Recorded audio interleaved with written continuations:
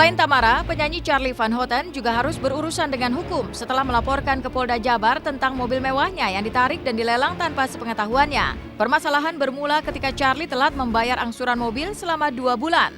Mobil seharga 3 miliar itu pun ditarik oleh perusahaan leasing.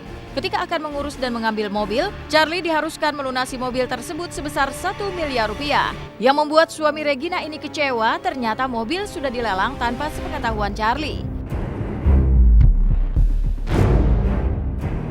Memang ada persoalan di wilayah itu ya, dan kebetulan memang aku ada kendaraan yang memang disingkan gitu ya, disingkan, dan kebetulan ada waktu itu pelatan 2 bulan, ya, 2 bulan, tiba-tiba lagi dipinjam mobil itu sama teman, terus di Bandung, tepatnya terus dirampas. Langsung ditarik, langsung dirampas ya, langsung dirampas dengan dia tekanan-tekanan gitu kan. Mobil tidak bisa dilanjutkan. Dari pihak pusat gitu. Tidak bisa dilanjutkan, mintanya dilunasin. Ya. Lunasinnya itu sekitar 1 miliar lebih lah untuk melunasin itu, karena mobil harganya hampir 3 M gitu kan. Dan aku udah hampir masuk di 2 M itu. Nah, terus akhirnya ya aku nggak mau ribut gitu di situ. Akhirnya ya udah ini bayar, bawa nih uang, lunasin aja langsung gitu kan.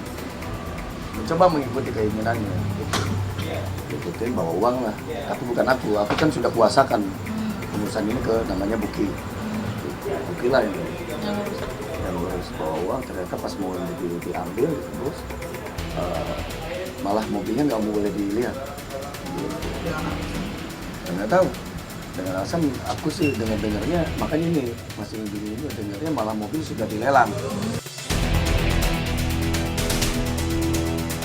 Charly berharap dengan membawa masalah ini ke ranah hukum dapat memberikan solusi dan jalan terbaik untuk permasalahannya. Pasalnya, untuk mobil tersebut Charly sudah mengeluarkan dana yang tak sedikit sebesar 2 miliar lebih. Iya, sekarang kebayang aja itu kan bukan uang kecil, 2,5 M gitu. Iya, udah 2 M lebih loh itu udah masuk. Ya kan secara dasarnya kan kalau memang itu sudah dibayar, ya harusnya kan simpel aja dibalikin tuh masih, kecuali memang aku tidak mau bayar. Kalau secara kita modal aku lebih banyak sekarang sudah masuk di mobil itu, gitu. Karena sudah dibayar hampir setengahnya lebih, gitu kan. Berarti modal aku dong lebih banyak, gitu. Dan bagaimanapun ini bicara hak juga gitu, hak menjadi konsumen gitu.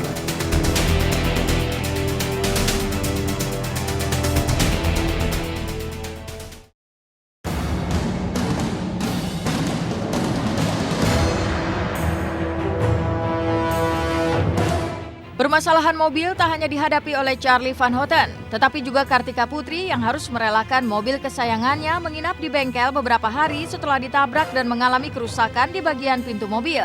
Kejadian tersebut terjadi Kamis 21 April lalu, di mana mobil Kartika Putri yang dikendarai asistennya ditabrak di kawasan Senopati, Jakarta Selatan. Mobil penabrak berniat menabrak mobil kakaknya dan terbalik hingga menabrak mobil Kartika. Permasalahan keluarga kakak beradik tersebut sebenarnya enggan diungkap ke media oleh Kartika. Namun lantaran sang penabrak ternyata anak seorang mantan menteri dan menjadi perbincangan hangat, Kartika akhirnya buka suara. Beruntung kerugian Kartika yang mencapai puluhan juta rupiah ditanggung keluarga penabrak.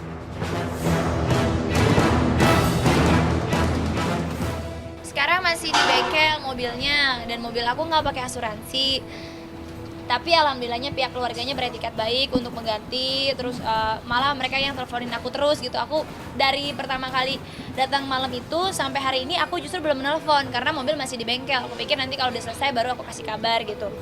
Karena kasihan juga ngelihat kondisi orang tuanya down banget waktu aku datang kan gitu. Jadi aku mikir biar mereka calm down dulu, tenang dulu, relax, baru aku kasih kabar. Tapi enggak, ibu pelaku telepon aku bertanya untuk gimana nih, udah selesai belum mobilnya, ganti ruginya berapa. Katanya sih aku dengar pintunya katanya harus diganti, cuman aku minta diakalin karena kalau ganti kan harus custom lagi gitu, makan waktu lama lagi gitu kan, sedangkan itu kan kayak kaki keduanya aku banget gitu. Sampai puluhan juta, ratusan juta? Puluhan mungkin, ratusan mah nggak mungkin. Ada keinginan menuntut balik nggak? Nggak ada lah, kekeluargaan ngapain nuntut balik, kayak aku juga ngeliatnya di sini yang tanggung jawab kan orang tuanya, padahal yang berbuat itu adalah anaknya gitu. Jadi aku mikir kayak ya musibah berat banget sih ngeliat orang tuanya pada hari itu, ibunya yang nangis gitu, terus ayahnya juga yang shock. Jadi buat aku pribadi nggak mau nambah beban juga karena aku punya orang tua. Saya rasa nggak sama semuanya gitu, karena semua korban yang ada tuh boleh nemuin orang tuanya pelaku, dan mereka sama sekali tidak terlihat seperti mantan menteri yang kayak penjagaan atau harus gimana. Enggak, mereka terbuka banget gitu, bahkan korban pejalan kaki pun disuruh masuk sama mereka gitu. Jadi buat aku pribadi ya makanya nggak tahu siapa, aku juga kayak oh iya, dan kayak kooperatif banget orang tuanya dan gentle banget untuk saya bertanggung jawab atas perlakuan saya.